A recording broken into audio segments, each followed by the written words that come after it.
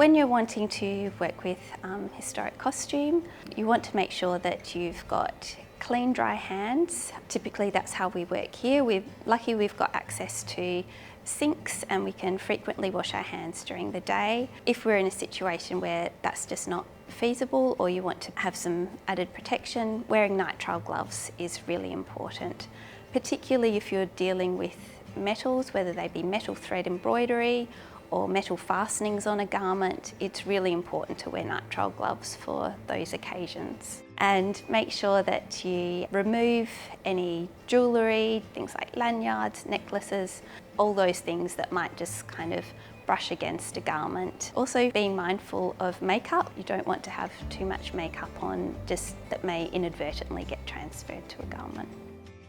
It's best to try and keep handling to a minimum. It avoids putting extra strain on a garment.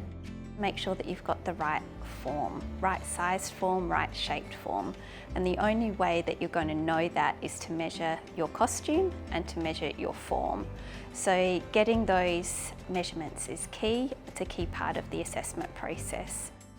It's really useful to have a second person to assist, both for the safety of the garment and for your own personal health and safety as well. Costume items are often quite awkward, so it's good to work in pairs to be able to move the item to your cleared work surface and remove it from its container, spread it out on the table.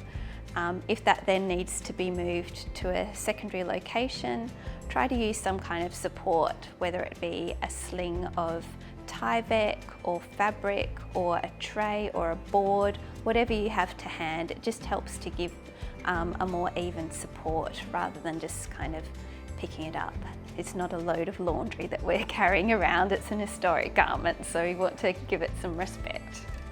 Always try to move and carry things within your own limitations. Handling mannequins can be quite awkward. They're heavy, they're cumbersome.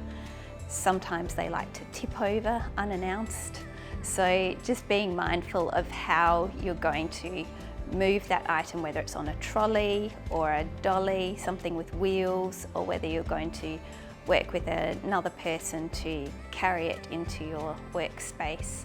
It's always helpful to have a plan.